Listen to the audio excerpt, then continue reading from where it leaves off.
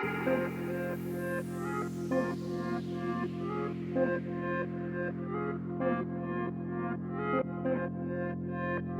morning! And we're in Norfolk.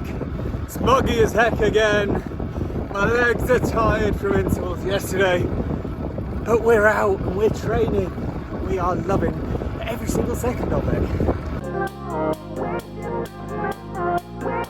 I'm having a lovely day today out on the bike. It's good. I've got a selfie stick with me. Not sure you can see that, but yeah. Everyone's going to be like, why is he riding with a giant stick in his hand? It's because I'm cool.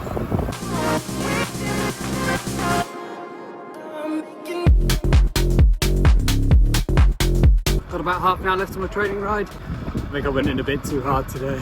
Really struggled to normalise my heart rate. Felt awful. Even so, I know I've had a good workout. Wherever I pulled my legs seems to have gone, which is good.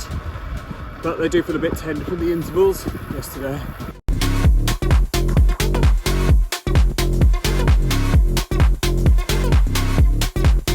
Done. I'll be really curious to see the data and how that went.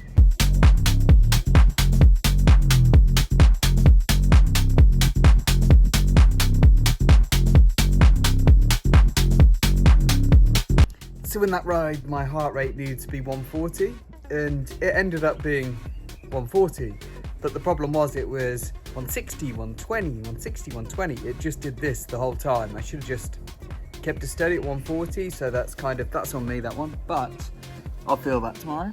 It was good. No, I really enjoyed that. Average speed was really good.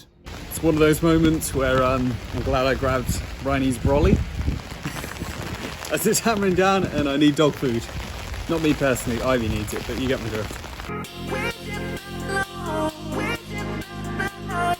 Hey guys, so I wanted to do my vlog outside today and I wanted to talk about training and a big mistake I made in particular when I first started getting into cycling.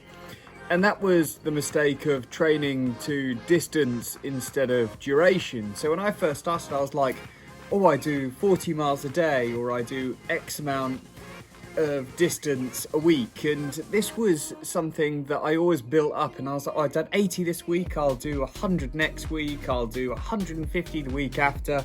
And a friend recently came to me and said, Robbie, I'm just getting into cycling, you know, I'm doing 50 miles a week at the minute, then I'm going to 60, then 70. And the mistake I made in all this was that I never really thought about, you know, headwinds, hills, anything like that, how tough the rides were. So 1 week and 80 miles could be really easy. The next, it could have been really tough. There was really never any consistency in what I was doing. And then I met Neil, Turn Cycling, who coaches me now, and it was all about duration. That was more important. So I went out for 1 hour, 2 hours, 3, and then there was intensity involved in that as well. And it really got me a lot stronger, quicker, it got my head in the right place, and it just made things a lot simpler. Training on distance is very difficult unless you trained on distance and elevation and wind conditions, distance, elevation, wind conditions, traffic. You know, there's just so many variables.